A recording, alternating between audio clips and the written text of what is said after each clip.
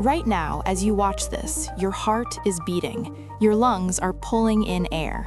Billions of cells inside your body are dividing, communicating, working together without you thinking about it for even a single second. You are alive, and you've been alive your entire life, so it feels completely normal. But here's the thing. For the first 500 million years of Earth's existence, there was nothing. No heartbeat, no breath, no cells, no life of any kind. Just rock, just heat, just an ocean of boiling water being constantly bombarded by asteroids. And then something happened. Something so small you couldn't see it with your naked eye. Something so fragile it could have been snuffed out in an instant. A molecule learned how to copy itself. That was it. That was the moment. And from that one tiny, almost accidental event, every living thing that has ever existed on this planet was born. Every tree, every fish, every dinosaur, every human being who ever walked the earth. It all started with one molecule in a pool of water on a planet that was barely holding itself together. This is that story. To understand how extraordinary the origin of life was, you first need to understand what Earth looked like when it happened. We're talking about roughly 3.8 to 4 billion years ago.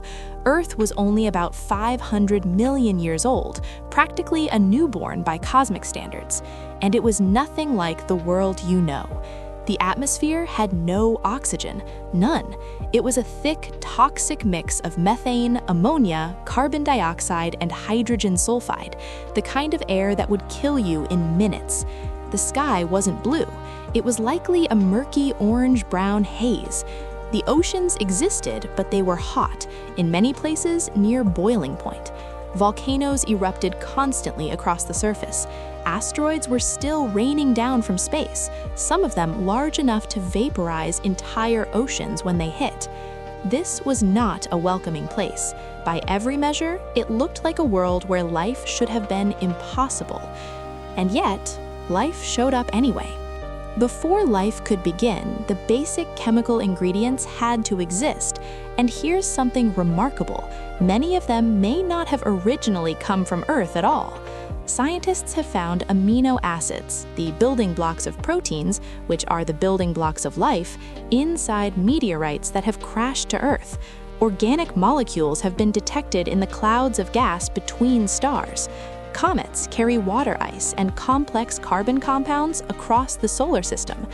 It's entirely possible that some of the raw materials life needed arrived here from space, delivered by the same asteroid bombardment that was simultaneously trying to destroy the planet. The very things that were pounding Earth may have also been seeding it. But having the ingredients isn't enough. You can have flour, eggs, and sugar sitting on a counter for a billion years, and you won't get a cake. Something has to bring them together under the right conditions and trigger the reaction. So where did that happen? Scientists have two main suspects.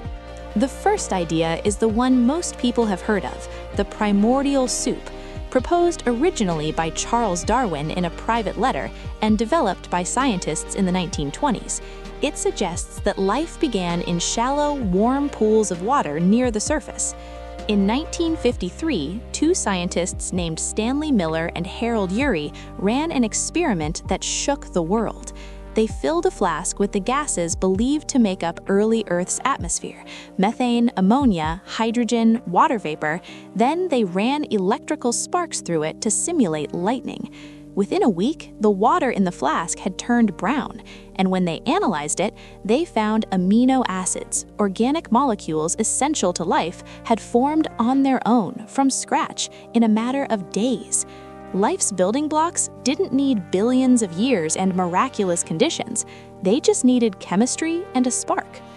The second location is the bottom of the ocean, specifically hydrothermal vents, cracks in the seafloor where superheated, mineral-rich water erupts from inside the Earth. These vents create natural chemical gradients, differences in acidity, temperature, and electrical charge between the vent water and the surrounding ocean. Some scientists believe these gradients could have powered the very first chemical reactions that led to life, acting like a natural battery. And crucially, the deep ocean floor was protected. Asteroids couldn't reach it, ultraviolet radiation couldn't penetrate it. It was dark, hot, and chemically rich, a surprisingly good nursery for the first living molecules. To this day, some of the most ancient forms of life we know, microbes called archaea, thrive in conditions almost identical to those ancient vents. They may be living echoes of where everything began. So we have the location, we have the ingredients. Now, what was the actual first living thing? It wasn't a cell. It wasn't even close to a cell. It was almost certainly a single molecule of RNA. RNA is a cousin of DNA, the molecule that carries your genetic code. But RNA has a trick that DNA doesn't. It can act as both a storage molecule and an enzyme. It can carry information and drive chemical reactions. It can almost make copies of itself. Scientists call this the RNA World hypothesis. Somewhere in the ancient ocean, in a tidal pool, or near a hydrothermal vent, an RNA molecule formed by chance and discovered it could replicate, copy itself, make more of itself. That single capability, self-replication, is the most important thing that has ever happened on this planet. Because once you can copy yourself, you can have variations. And once you have variations, natural selection kicks in. The copies that are better at surviving make more copies. The ones that aren't disappear. In other words, once that first molecule started copying itself, evolution had begun. And evolution, given enough time, can build anything. Eventually, these self-replicating molecules got surrounded by a lipid membrane, a thin, fatty layer that formed naturally in water. And just like that, the first cell existed, separated from the outside world, protected, alive. The oldest fossil evidence we have of cellular life dates to about 3.5 billion years ago. Tiny, bacteria-like structures preserved in ancient Australian rock. Simple beyond imagination, but alive. Unmistakably, undeniably alive. Here's where this story gets bigger than Earth. If life appeared on this planet in a toxic, hostile, asteroid-battered world within just a few 100 million years of it forming, what does that tell us about life elsewhere? It tells us that life might not be the miracle we think it is. It might be chemistry.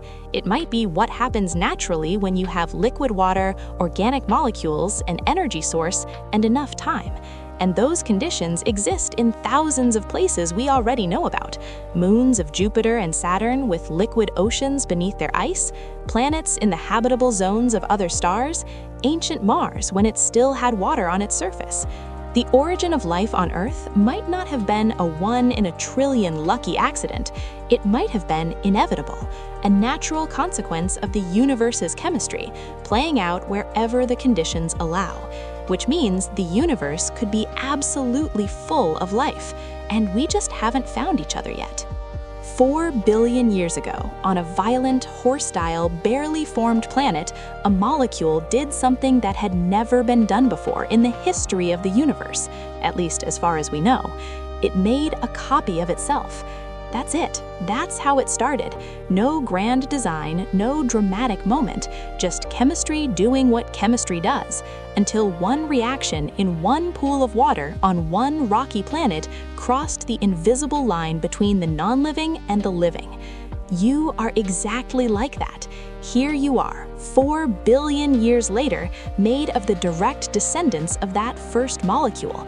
Every cell in your body carrying the unbroken chain of life that stretches back to that one fragile, extraordinary moment. You are not separate from that story. You are the latest chapter of it. This is Cosmic Earth. If this is the kind of thing that makes you see the world differently, subscribe because we're just getting started.